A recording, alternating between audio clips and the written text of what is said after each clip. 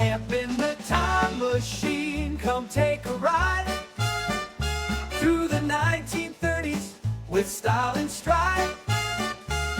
Books, films, and fashion, the songs that remain. We regret nothing, the past calls our name. Welcome back to We Regret Nothing. I'm Sean, and today we continue our exploration of the literature of the 1930s. In the last episode, we introduced the first half, of our contenders, novels and works that captured the fear, resilience, and moral reckoning of a decade shaped by the Great Depression and a rapidly changing world. Today, we turn to the remaining titles on our list of the top 20 books of the 1930s. These works expand the picture even further, from social realism to political allegory, from intimate personal struggles to sweeping critiques of power, injustice, and survival. Together, they complete the literary landscape of a decade that demanded writers confront reality head-on. Andrea, Michelle, and I will walk through each of these books, debate their cultural impact, and begin the difficult process of deciding which ones truly belong among the decade's most essential voices. By the end of this episode, the top 10 books will be on the table, and then the real arguments will begin. So, turn the page with us, and let's dive into the rest of the books that defined the 1930s. Welcome, Michelle. Hello, Andrea. Sean. Oh, boy. Okay, so the next book, The Thin Man. This book was published in 1934. It is a detective novel written by Dashiell Hammett. The story follows retired private detective Nick Charles and his wealthy wife Nora as they are drawn into the world of crime when one of Nick's previous clients, Clyde Wynot, hard name to say as usual, disappears. Instead of finding him, they find murder victims who appear to have been killed by Wynot, but Nick isn't convinced. Nick and Nora eat, drink, and detect their way through Prohibition-era New York to solve the mystery of Wynot's disappearance. Michelle. I don't know. That sounds like a good time to me. I know it, like when we talked about the movies, we talked about this a lot. But I did not know that there were not Thin Man book sequels. That the movies were just made. I didn't know that. So I was like, oh, where are the other books? And I was like, oh, there are no other books. I mean, I think this is, that detective, genre. These are some of the best. He does it really well. Like you were talking about, like Nick and Nora, they're just having a good time. There's no weird, she's a nag or any of that.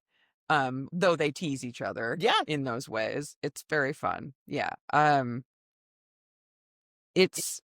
I like this, and we'll talk about this, I guess, when we get to one of the other books, but the kind of the interspersing of the characters and how do you know this and how did you know that, and then things just start to come to light.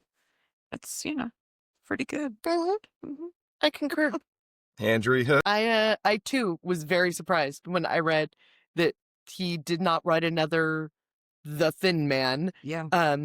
And I read, which got me on this total W.H. Auden slope, where he kind of poked fun at it. Oh, yeah. He satirized it, because this was the only kind of light-hearted one that Hammett wrote. He stuck with Hard Boiled, still well written, but so I almost, oh God, I can't remember who, was it Lillian Hellman? I think it was. She was talking about how he agonized over this, and that he also had health struggles at the time. So it didn't, it was, I was like, damn it, this was so good. And right, because people were like, why aren't you writing more of these? They're so great. Yeah. And so it was kind of like, God, I hate when, it always makes me a little sad when somebody writes something that is so well received and so liked, and then you find out they can't continue on because of their own internal strife or illness or even outside. Yeah. And so it's like, but yeah, I enjoyed this very much. Okay. Off to a good start. Well done, both of you. Yeah. Next, oh no, Next, The Postman Always Rings Twice. This is a 1934 crime novel by American writer James M. Cain. This is a noir novel about drifter Frank Chambers, who starts working at a roadside diner where he begins a passionate affair with the owner's wife, Cora, leading them to conspire to murder her husband, Nick, for a new life, but her husband, Nick, to start a new life, but their plans unravel due to bad luck, a persistent DA, and their own shifting loyalties, resulting in betrayal, a courtroom battle, and tragic consequences for the lovers. Andrea. I have read this book. I read it after I saw the original movie because, like, as we spoke about, like, I saw the movie when the remake, and I shouldn't have, but Nope. As a small child, not as a grown woman. Here's the thing that got me about the book. I like a good kind of pulp fiction type one, which is what this is. What bothered me about this, and I'm going to harken back to Rebecca, where everybody's like, she plagiarized, she borrowed, she did that, like, but with McCain, is that the name? Cain. It's weird because his middle name is M. It's Mahal or something. But if you put it all together, it sounds like his last name is McCain, but it is not. It is James M. Cain. So when I'm reading this, my note is funny how a man wrote this and he owes a debt to Emile Zola's Thérèse Raquin, which has a similar plot. Owes a debt, not plagiarized, not copied, not took from. Yeah, that's interesting. And I was like, fuck you, patriarchy. And it just really, I felt it was, I'm calling bullshit, but that aside, this is really a quick pace type book. I love that I did read it in paperback, which I'm not a fan of paperback. I prefer a hardcover, but this just feels like it should be a paperback book in your back pocket that, like, you take out during a break. The guy walking through the airport with. But I love the shifting. I love how, like, and how it goes from, like, they're together and then there's this and they try to kill Nick one time and fucks it up, but he has, like, amnesia and doesn't realize that he survived. Like, there's so much fuckery in this, and there's so much backstuff. Also, I feel, well, Nick's Greek, so he would have fucking lived forever. Because I was like, just wait him out. But this is true. Greeks live forever. They do. And perhaps, dear listener, you should know Andrea has some background. With a Greek who damn near lived forever. Forever. So, but yeah, I think I like the style of it. It's very slick. Oh, that's good. Michelle? I did not read this because I was traumatized as a child when I saw a snippet basically of it with the Jessica Lange and Jack Nicholson version of the movie. Not at 9, friends. Probably not. Nope. Should not be witnessed. It's like burned in my memory. Yep. But I do like that Dorothy Parker commented on this book because people were criticizing it because it's too sexual, it was too violent, it was too, immoral, all of the things. Yes. But she was like, you can say whatever you want about this, but what this really is a love story. Right? And the fact that it's Dorothy Parker saying it, you have to take that in, like, the Dorothy Parker, the tone in which it was delivered, almost certain. Oh, so I feel like you said, like, it's you felt like it was an easy read, and by all accounts, it was meant to be that way, right? Like a very Pulp Fiction, you'd pick it up at the newsstand kind of thing. Although the only thing that not bothered me about it, but, like, the diner owners are Nick and Cora, and did we not just talk about Nick and Nora? I was like, wait, am I fucking this up? Yeah. Is this right? I know. I just thought that was whatever. Yes. Funny. And I also like the like a book that, or a movie particularly, where ultimately the person or the people get kind of their comeuppance, right? Like, Yeah, like we were. But what's funny is he doesn't get his comeuppance for what they did. He gets it. Well, that's what because I mean. That's what I love. Like, Yeah. yeah. Like, karma will find a way, bitch. Probably. It's, Probably. I don't think that's how the Hindus meant it when karma began. I wasn't going to say that because I'm about to piss you off even more. no. But look, before I get to that, so the novel became successful and, to Michelle's point, notorious upon publication.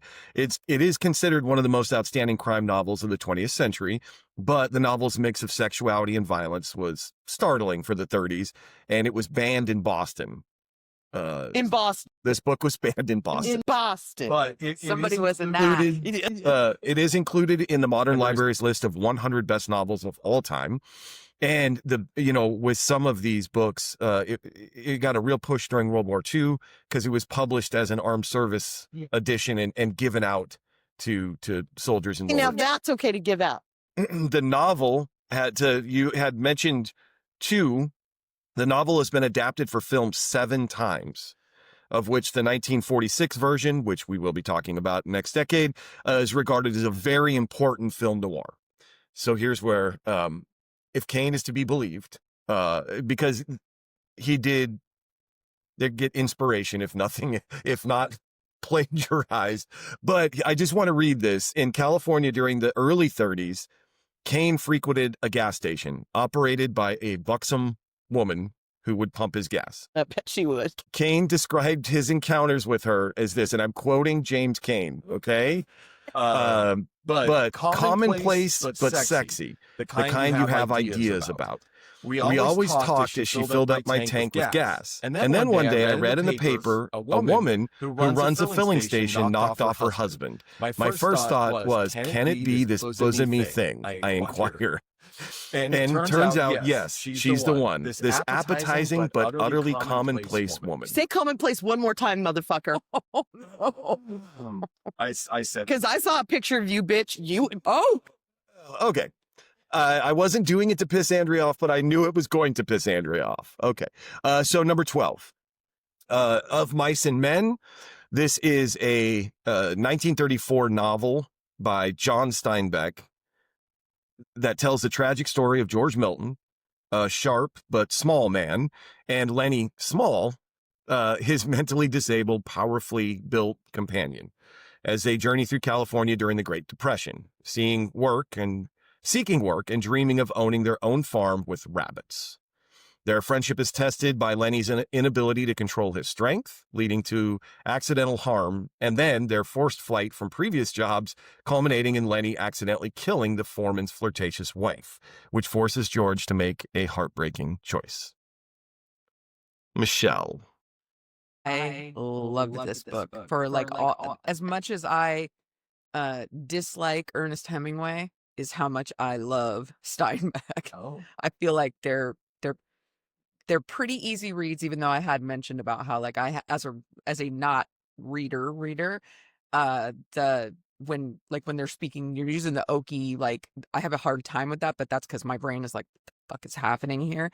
But this one has that too. Mm-hmm. But are you already crying, Lenny? Oh no! I wasn't gonna say anything. I was like, what?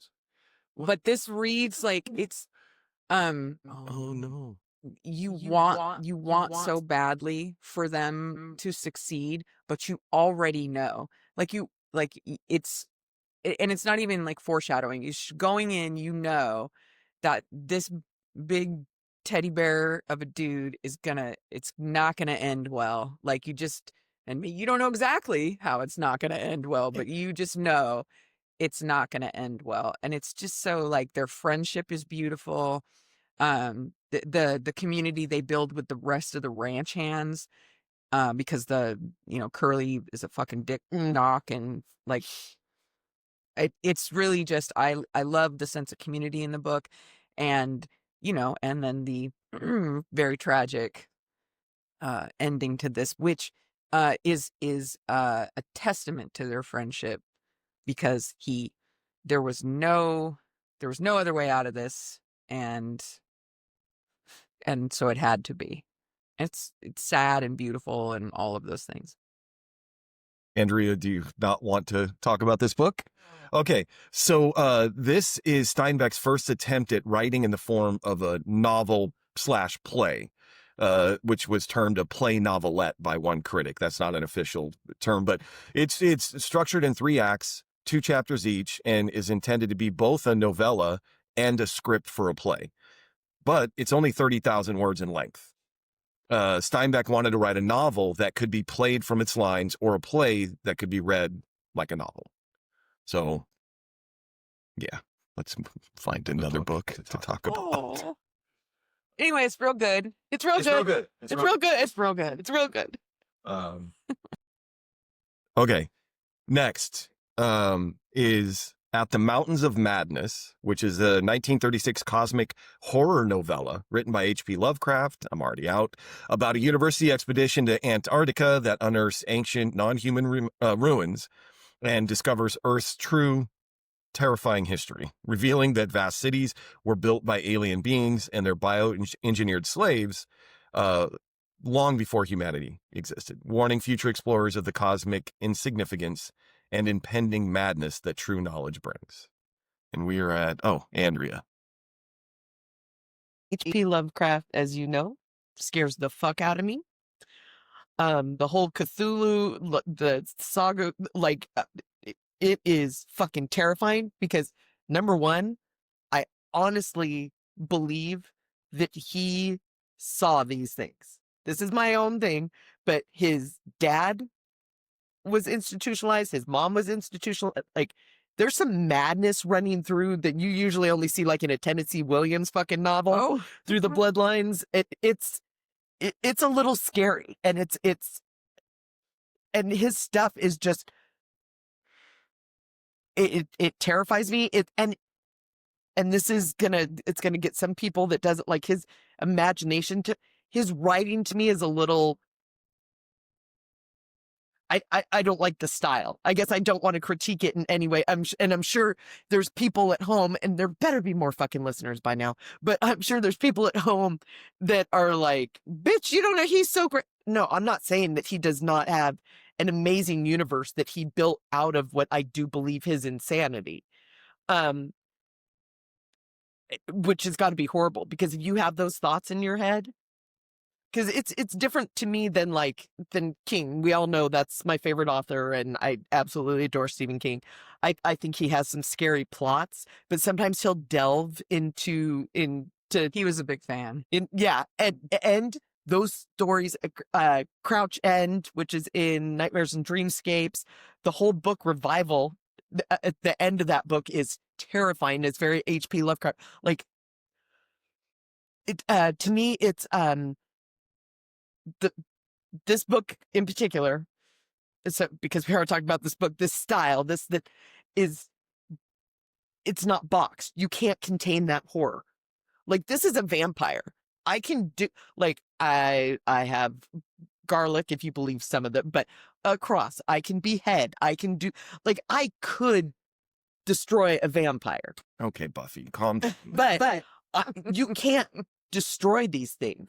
Like, and to look upon them and realize what they are Drives you insane. And that, to me, is the most fucking terrifying thing. Wow. Okay. Michelle?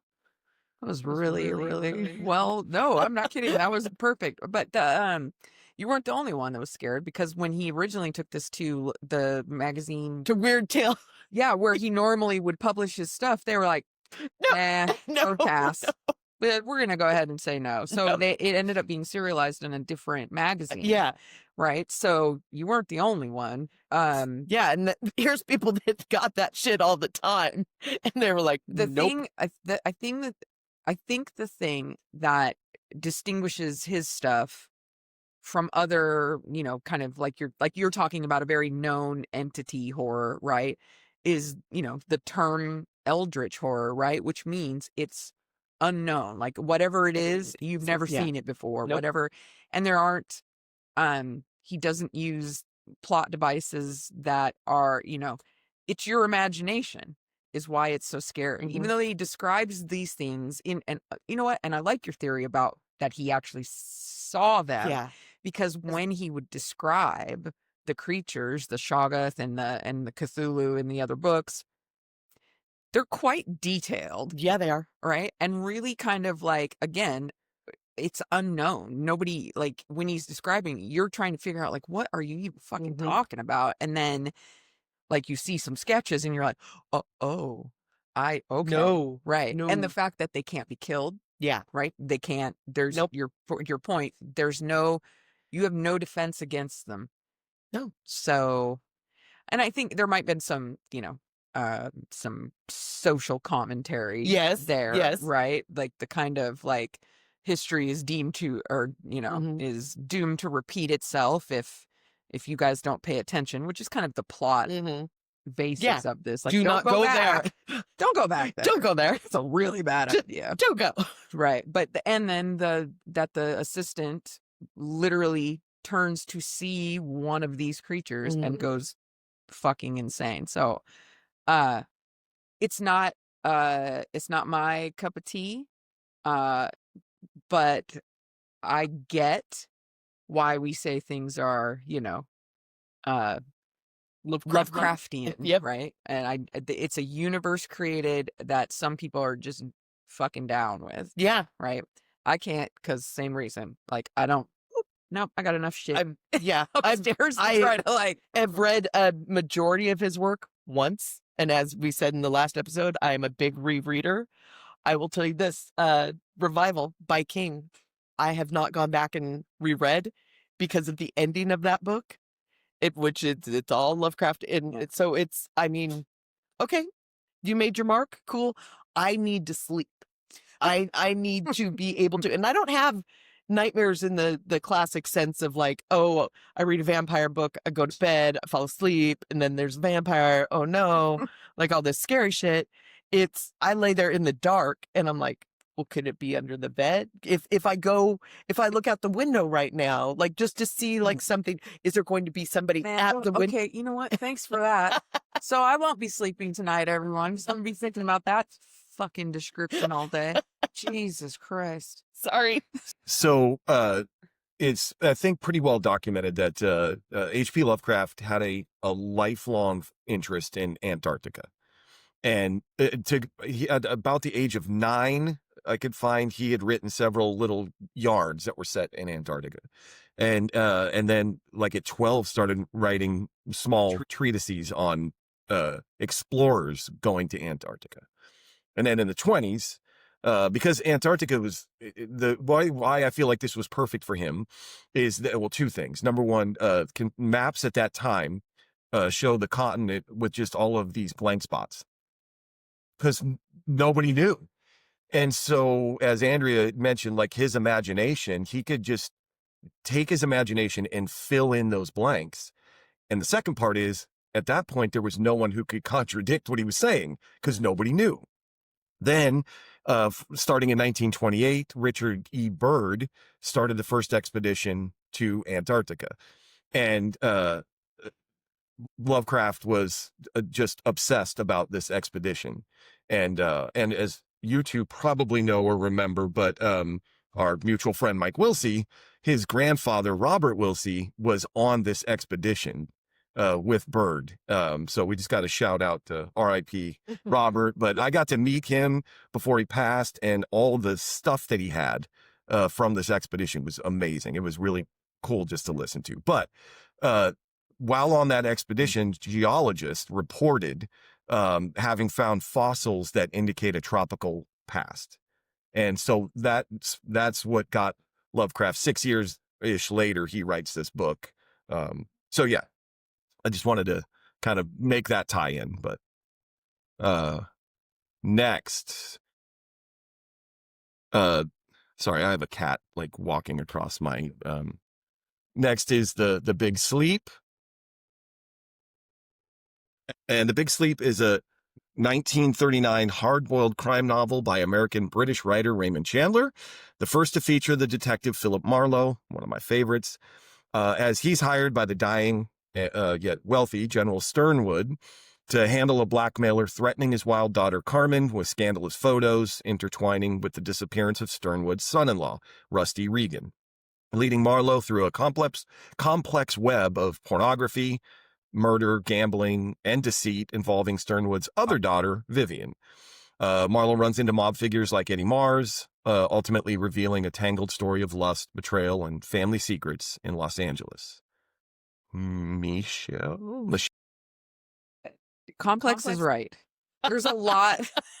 Listen, there's a lot going on in this. Yes. And I mean, and that's it was kind of an earmark of this was like, again, like also with Hammett like the backstabbing and the turning on each other. Mhm. And then so-and-so was involved. And then guess what? So was this one, right? And so there's a lot going on here. It was set in LA, right? So there were, people knew the kind of the scene, if you Mhm. will. I like that. So that, that the business is basically a porn shop disguised as a It's a bookseller. porn lending library. Like they called them erotica dealers. I was like, that's a really cleaned up way of saying dirty magazine. But that, so, the father has these two daughters. They're both absolutely trifling, just absolutely, right. Not great people. And, the one daughter it's like Epstein Island at some point. They Mhm. drug her. She's doing porn. Yeah, it's bad. Not entirely outside of her will, but it's crazy. And that I do like that throughout you're just not sure. Oh, I think I got it. So and so is behind all of this, and then it turns out at the end maybe you were wrong, and I'm saying maybe I was wrong. Andrea? I have my first notice. Who the fuck killed the chauffeur? Because apparently that was the thing when they made the movie. when they made the movie, and he was like, I don't know. Like, didn't care. Yeah, Moreover, because it was atmosphere more important than plot, was what they said. And you get it. I mean, you hear this movie or this book, and you think of the movie, and it is kind of the sweeping bang and the this and that. And I get it. I would have been that I like stuff locked up. And I would have been like, but who killed the chauffeur? And yeah. So, I love 30s LA. It's the oil fields and the derricks and that's the thing, like you can picture in your head, based on things you've read and movies you've seen. You can picture that in your head. I could imagine, and it kind of opens up. I mean, LA's just come, the film. Yeah, the boom is coming, and so it is I love all these wealthy dudes that were fucking military. I'm like, you had mommy daddy money before you went in the military, right? Because my man was in the military. That seems like that doesn't change over the years. Yeah. Right? Nobody's getting rich in the military. Yeah. So it's I came into money. My mommy and daddy died during the war. Nobody gets rich wearing a name tag. Exactly. Oh, exactly. So, it's a good crime novel. Okay. Awesome. Oh, listen, when I make the list of who's going to go first, I don't do it intentionally. It's random. But number 15, Murder on the Orient Express. This is a classic detective novel by Agatha Christie, first published in 1934, featuring Hercule Poirot investigating a murder on a snowbound luxury train where the killer must be one of the passengers. The victim, a millionaire named Ratchet, is found stabbed to death in his locked compartment, and Poirot must use his little gray cells to solve the locked room mystery among a diverse group of suspects, all whom have secrets. Andrea. Fucking love this book so much. I fucking love this book so much. And it was one of the earlier Poirot books, so I feel like Agatha Christie still liked him because she's talked. It's out there that eventually she came to really dislike him, which is so funny because it's like you're his creator. But I get it. I do get it. This is so good, and I will admit that I watched the Albert Finney movie before I read this book. And then I was so disappointed that Finney played Poirot when I'd been used to Peter Ustinov, who fucking killed it. So I went and read the book and then just pictured Ustinov the whole time in my head, which shout out to Kenneth Branagh. He does a pretty goddamn good job. Good. Like this. Sorry, Mel. We know you hate him. Yeah, we know. And we hate him on a personal Mel, level. Okay, Mel doesn't like Kenneth Branagh, but she's... You know what you did to Emma Thompson. No, but as a filmmaker. I have to remember to ask Mel how she feels about him as Poirot, because I love him as Poirot. I love those movies. That's me too. And this is, the book is, it's so well written. And we can give spoilers when the book's like over 100. I'll tell you every episode, you cannot spoil something from the 30s. Okay. The fact that there were 12 stab wounds, 12 fucking people stabbed this motherfucker. Like you're like, oh, it's this person, it's that person. The whole backstory, and going back to like touching on the whole, well, not touching, like basically taking the Lindbergh baby kidnapping and murder and putting it in this, and that there was a satisfying conclusion. Like you had the bad guy, and it was fucking brilliant. Good on you, Agatha. Okay, Michelle. My first note is spoiler. They all did. But It's so good. It is so good. And you know, it's like a Benetton ad of people on the train, right? Which when you're first reading it, you're like, I mean, yes, it's a European, like, so there would be people of all, but like, just like all the, and then when you find out that all those things were invented, then it makes more sense. Like the Countess and the, right? Yeah. We're just like, okay. Well, not made up, but their roles, like who they were presenting themselves as. But so two things that I remember about this, like when Poirot gets ready to, like, you know, first of all, I love, just like in Nero Wolfe books, I love the bringing everybody together, the drawing and then room. and then, you know, I know one of you did it, right? And then you go through it. I love the tension of it. But that when he was getting ready to solve it, he did the, like, he goes into a trance, right? Which always makes me think about Sherlock Holmes, the Mind Palace thing, right? Yes. So I was like, well, that's an interesting comparison. And then I wrote that the energy I'm taking into 2026 is, I will not take your case because I do not like your face. Which is what Poirot says to Ratchet when he asks him to find out, like, to hire him. To hire him to who sent him all these threatening. Oh, shit. I was like, you know what? I'm just going to start saying, I like that. can you do this for me? I will not take your case because I do not like your face. May I say one last thing? Of course. One of the things I really enjoy about this, that with you and I have had conversations when I'm like, yeah, but they killed him because he's a fucker and a murderer and he deserved to die. They don't need to go to prison. And you're like, Andrea, that's called justice. I love in here that Poirot says, that's not the story we're telling him. That Bach, he gives them, he's like, you can present it this way or you can present it that way. And Bach and the conductor are like, we're going to present it like these people aren't going to jail. Their lives they've been ruined enough by fuckface McGee over here. And I love that. And I know that you. It's fun though. It's fun. I love it. I love it. It might not be the right thing, but it's really fun. It's fun. Yeah. So I do like that it was like, and Poirot does have a problem with it. That's why he's like, I'm going to give you two. And I don't like that this is where we get. And one other thing, if we ever win the lottery, this is seriously, riding on the Orient Express is on my bucket list. Oh, all right. Got it. Okay, number 16, The Little House in the Big Woods. This is the first book in the Laura Ingalls Wilder series.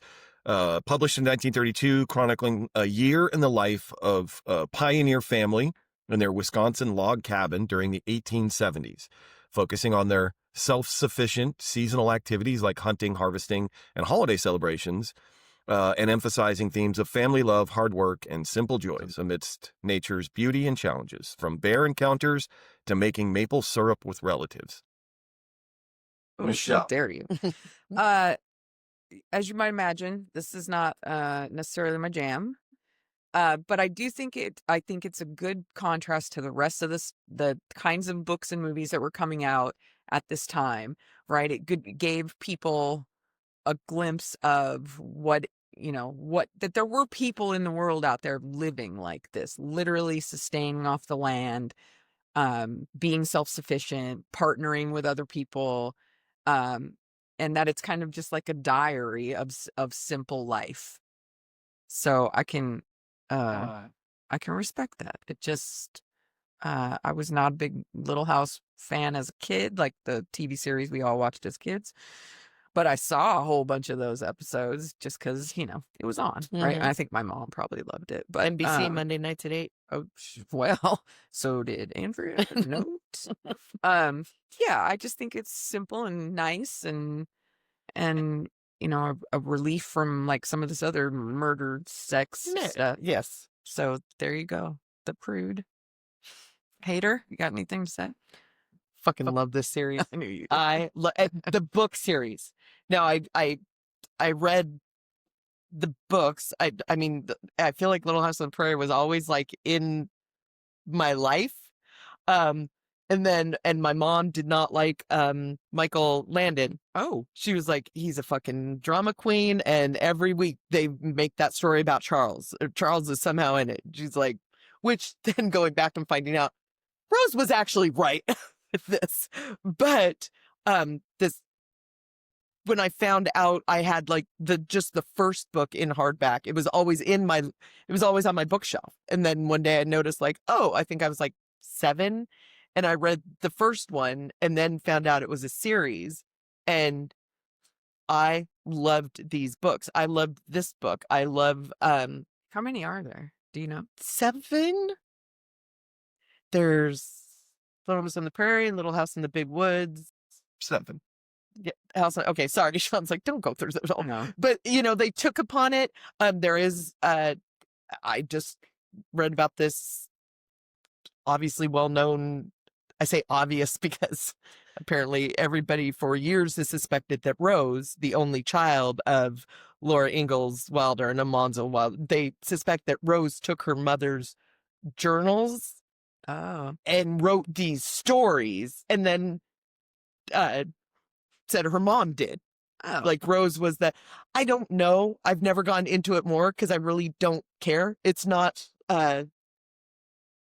it's not something, but like these books were really, really, really good. There's some things that I learned from them that I could actually do myself. There were things that Can you darn a sock? I can darn a sock. Ask me if I can darn a sock. Can you darn a sock? I cannot. Okay. I just want to end this now. If I can just say, though, you read these books and they are like, if there's any future readers, I still have, the last time I reread this series, I was pregnant with our son because I was like, I want something lighthearted. My husband has gone off to join the Marine Corps. I am stuck with my parents and I am knocked up. But don't ever, ever, ever try Whorehound candy. That stuff is horrible. Oh. And in these books, they make it sound like it's the best stuff on earth. I don't know. I had a candy stick at a old old in the South. It was fucking terrible. Oh. Tastes like shoe leather. Yes. Number 17, The Waves.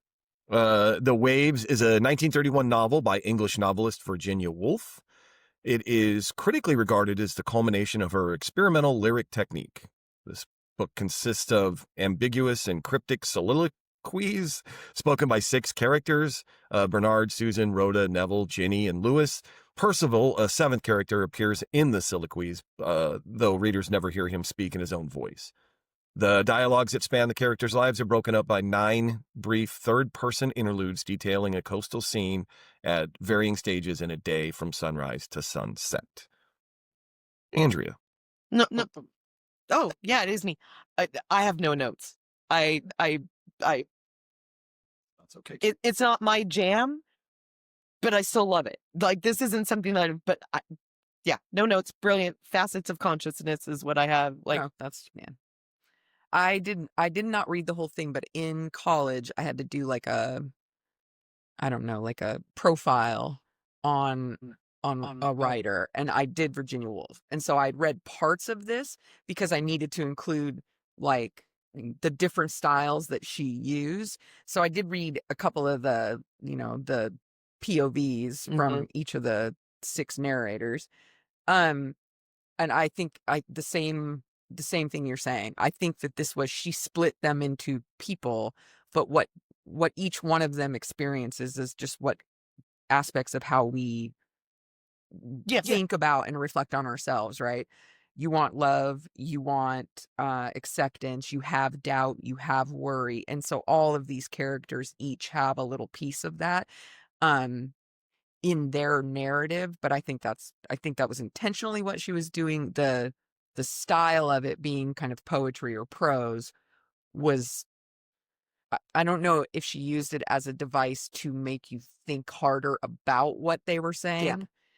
But and I can see where she would do that based on the way she, and the fact that it's that they're in a coastal area where like the ocean is vast, and so people are vast. Yes. So I don't, again, like, last time I said I got in a lot of trouble for telling English teachers, go fuck yourself. They didn't mean any of that. Now I'm saying, I'm pretty sure she meant the ocean. Fuck off. All right. Number 18, the Mary Poppins. So this is P.L. Travers' book, published in 1934.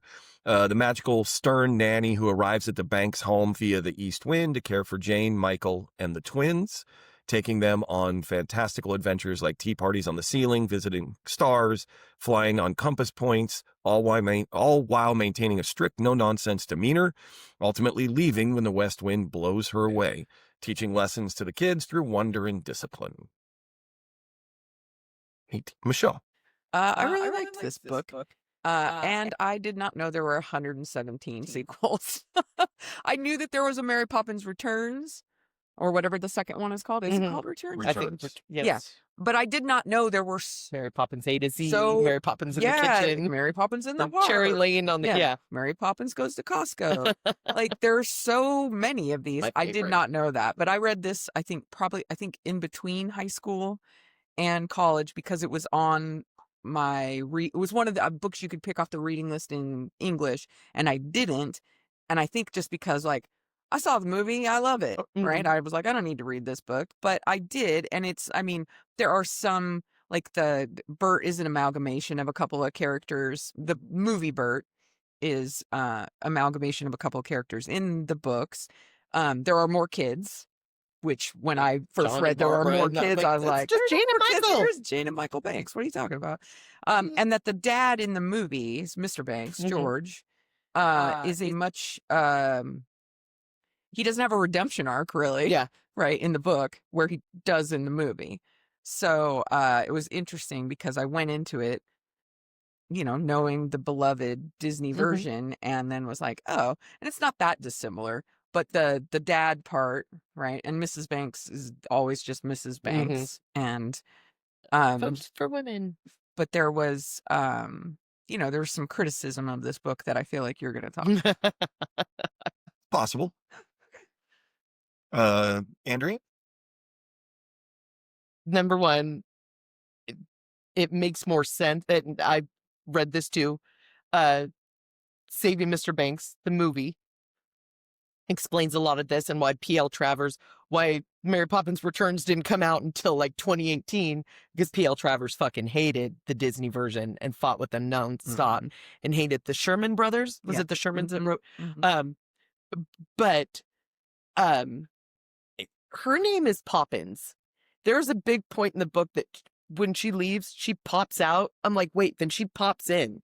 I have never got like Mary pops in. Yes, Mary Poppins. I was like, the fuck? It literally, my note says, the fuck? But this is the way, and this is where I'm kind of like, I know P.L. Travers liked Julie Andrews Mary Poppins, and I'm like, and I love Mary Poppins, the movie. And I have stern, vain, and cross. That is what Julie Andrews is in like, it's really good. And she gaslights those kids. So much. Also, can we talk about young P.L. Travers? That one picture of her? I saw it too. Fuck me. She's She really is cute as a button. Yes. Yeah. I was like, damn. But yeah, I kind of get like, isn't this what a British nanny? I mean, you don't fly in on an umbrella, but like, and there's a lot of racism and stereotypes in this, but yeah, I'm sure you'll cover that in your soliloquy. Well, yeah, I mean, specifically, the book contained a version of the chapter Bad Tuesday, in which Mary and the children use a compass to visit places all over the world in a remarkably short period of time. In this, the 1934 edition, it contained a variety of cultural and ethnic stereotypes of Chinese, Native Alaskan or Inuit, Sub-Saharan Africans, and Native Americans. Travers responded to criticism by revising the chapter twice.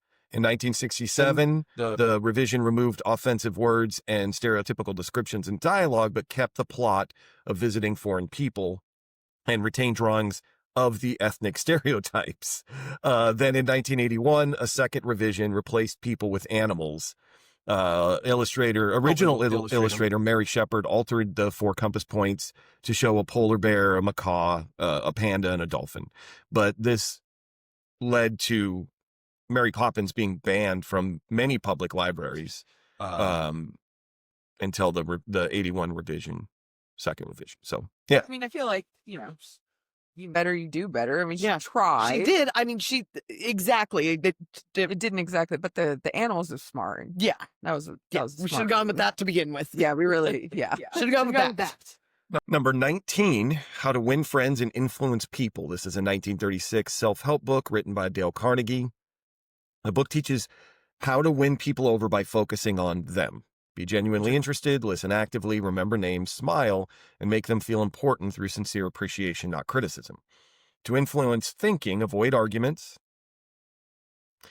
see their perspective, and frame ideas to appeal to their desires, getting them to say yes and feel the idea is theirs. So the core idea is to serve others by understanding their needs, making you more likable and influential. Michelle's making a face. Andrea. Oh no. Do I look like I've read this book? I can't remember who it is made fun of it, but they're my friend. I want to say it wasn't C.S. Lewis. Was it? I can't remember who it was. Sinclair Lewis. It was Sinclair Lewis. Thank you. Feel quite the same about this book. Thank you. Sinclair Lewis is like, oh, so just stand there and nod and pretend like you give a fuck about somebody to get them to like, no. And I find this trite, and I know that people. I remember when I went into real estate, and this was on the reading list. Like that'll be, and I'm like, and I tried and just went no. Okay. And no. Michelle. So, once I had like a jobby type job, because I love the video store and I don't consider that a job. I fucking loved it.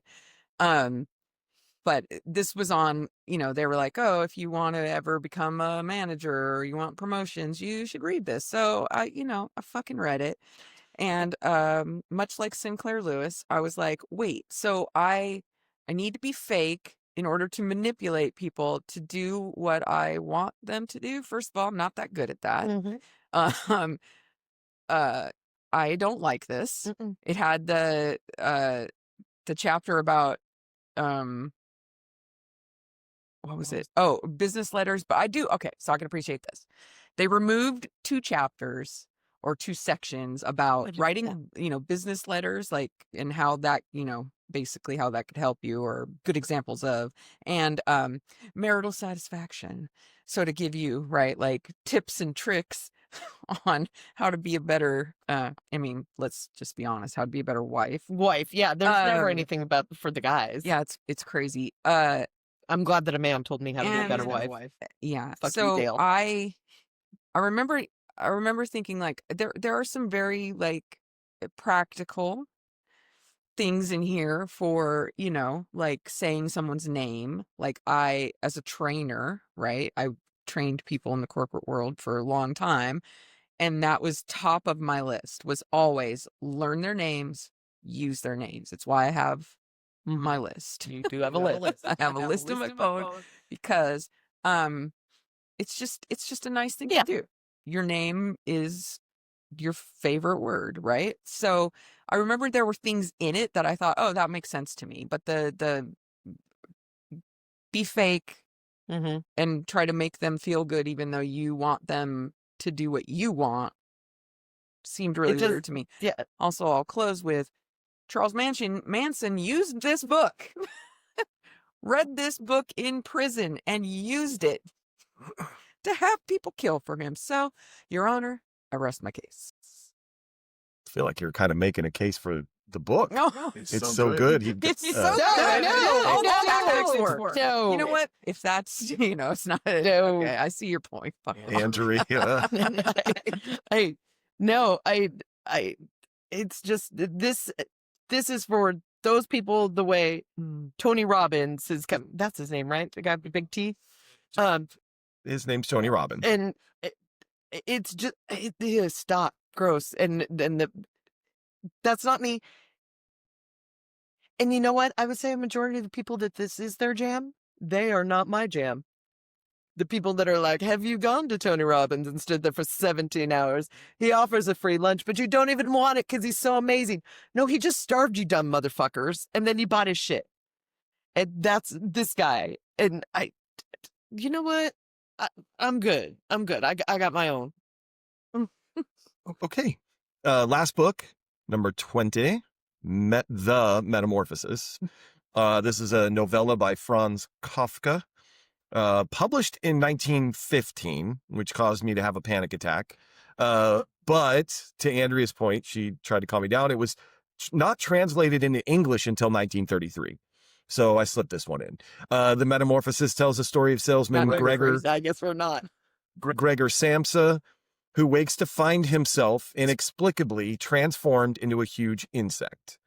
In German, it was monstrous vermin, but in popular culture and subsequent adaptations of this novella, the insect is just commonly depicted as a cockroach, as he struggles to adjust to this new condition as well as his family. And back to Michelle. I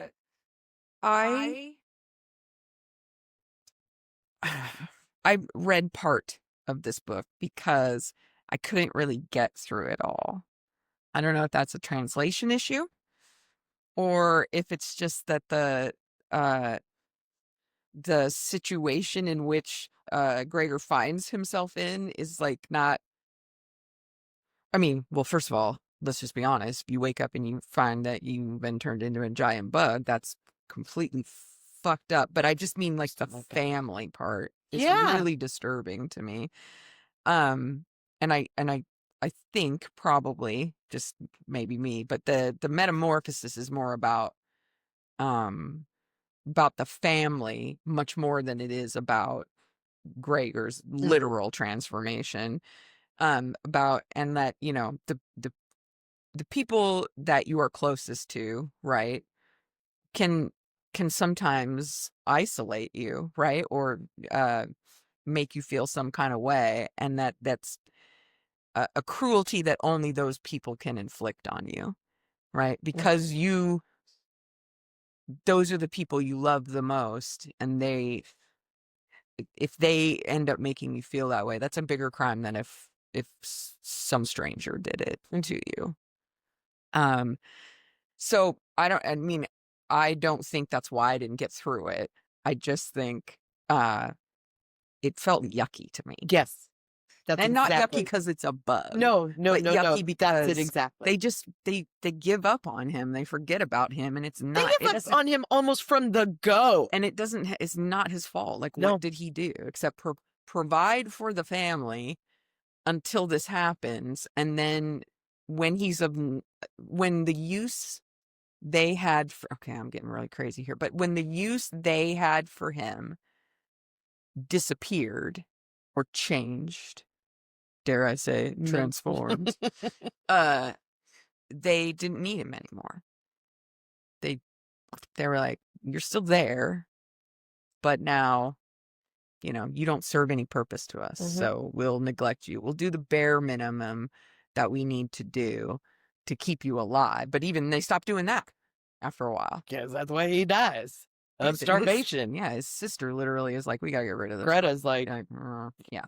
So again, I don't I'm not, I mean, yeah, sorry. Andrea, anything about no, that? I agree with everything my co-panelist here said. It also, fuck those Grandpa Joe motherfuckers, because he was the only source of income. And then, oh wow, they all figured out sources of income when he couldn't. How quickly they pushed him to the side. How quickly, like like I said, I know I said everything Michelle said, but I will repeat. It is just yucky. I am so uncomfortable with this one, and it is not just it being turned into a giant cockroach. Isn't even the most of it. It's how quickly they fucking discarded him. And I'm like, fuck you all. Yeah. And then at the end, they're like, oh, Greta's grown into a fine young woman. She's smoking hot and got a great body. And then I'm sure they're like, how can we pimp her out and get. Yeah, it's gross. Like, I'm like, seriously, who hurt you? Who hurt you, my friend? I did write another note, and it's still, I mean, it's in the same vein of what I was talking about. I said, he's still human. Like, he knows he's still human. Yes. But not to the people around him. Nobody tries to get him help either. They take his furniture. Yes. But he's like. They leave him one piece to hide under? Right. But he wants them to leave it because that's the last, like, because his family doesn't treat him like a human anymore. That's his, like, he doesn't want to forget that he is a human. Yes. Like, inside. Even though he's a bug on the outside, and then they take that from him too. It's really, it's fucking hard. It's terrible. I mean, the book's not terrible. No. Like the way that it makes you feel, is icky. I don't. Yeah. Okay, so one of my favorite parts of the show, you get one, and so Andrea, do you have anything for this category? I do. Oh, good. And I don't think it's going to be expected. Oh, if it's mine, I'm going to punch you. Oh, I mean, actually, I won't punch you. I'll give you a big hug. What book would you like to add to this list? It is The Joy of Cooking. Are you serious? Okay. That's it. We share a brain. Okay, so I knew as soon as you said it. I knew it. What would you replace on this list? And so I'm gonna propose this. Since both of you have the same book, I'm going to ask both of you your definitely. and then I'm going to decide which book if they're different. Does that make sense what I'm saying? Okay, so on this current list, what would you replace, Andrea, with The Joy of Cooking? Win friends and influence people. Okay, and Michelle, you agree? Okay, I assume that's what was going to happen, but I have to do my job here, folks. So I am replacing Yay! How to Win Friends and Influence People. So our first book on our top 10 is The Joy of Cooking. Next, Michelle, The Grapes of Wrath, yes or no? Yes. Andrea. Can you come back to me on that one? There's a specific reason, so if you could come back to me. I'm just going to make a note here. Okay.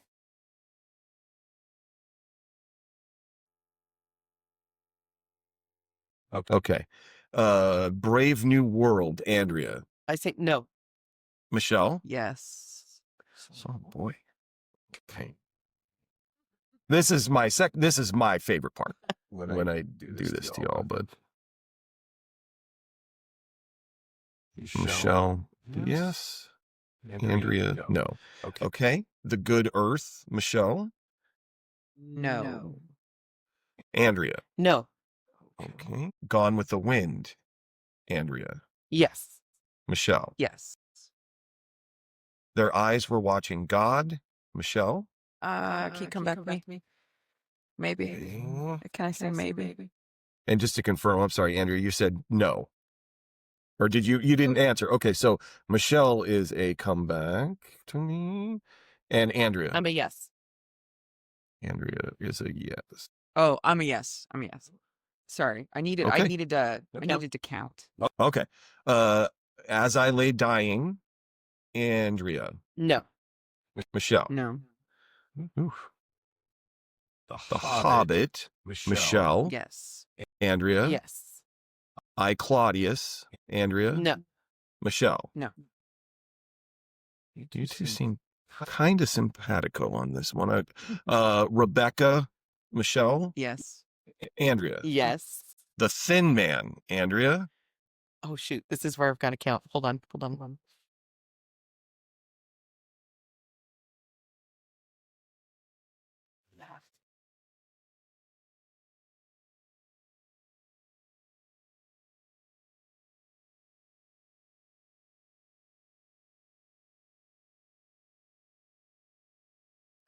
Fuck. Yeah, I think I may have fucked it up too. Uh-oh. I'm very stressed. God, I hate myself. No. Huh. There's Michelle. Yes.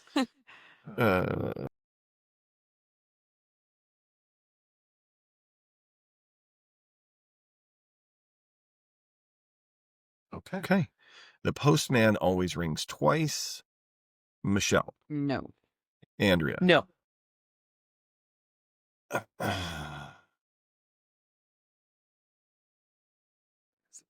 Why do I get a throat clearing? Well, that's for both of you. Oh yeah. Oh, okay. Of Mice and Men, Andrea.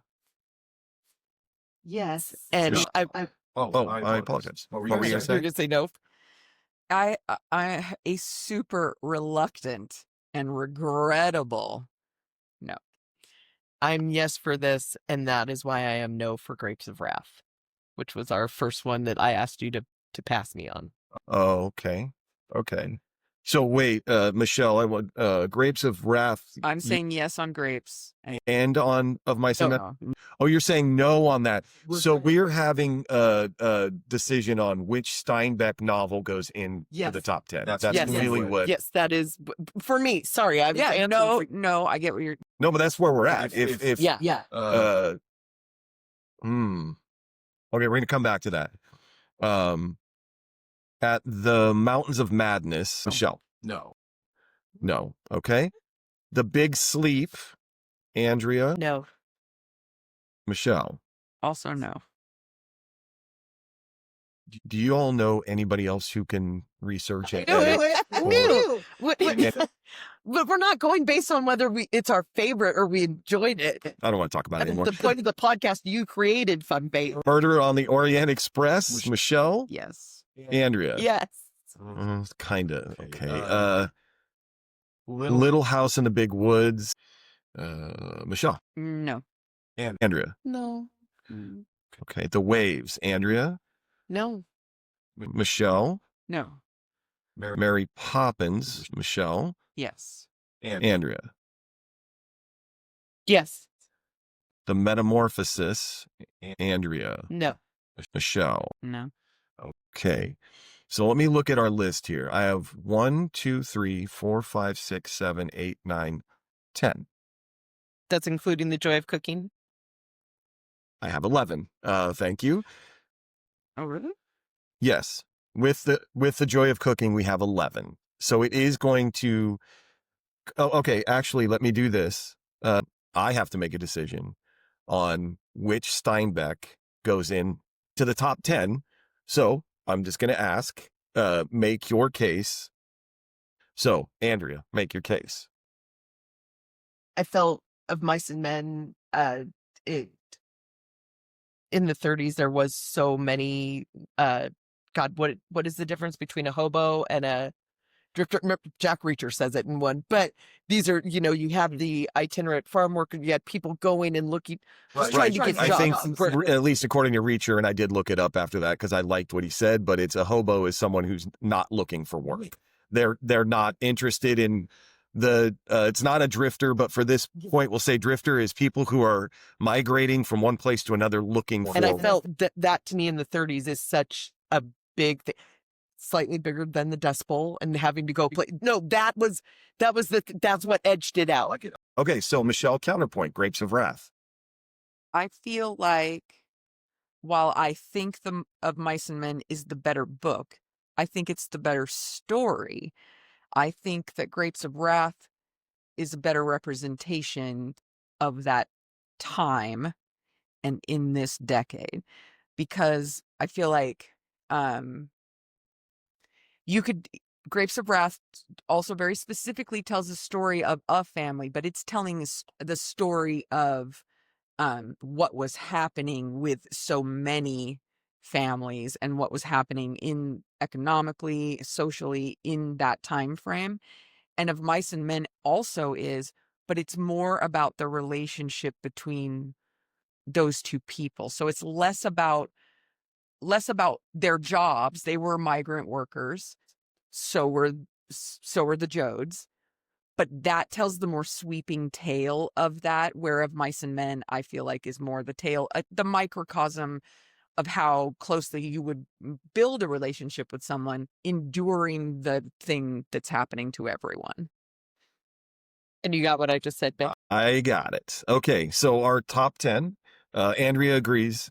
I'm glad that we had that out because that was very well put, Michelle.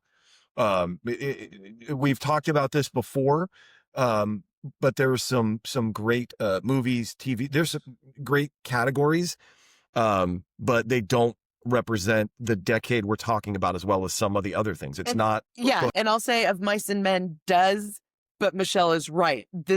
That is Grapes of Wrath is more sweeping. Mm-hmm. It gives you more of and the different.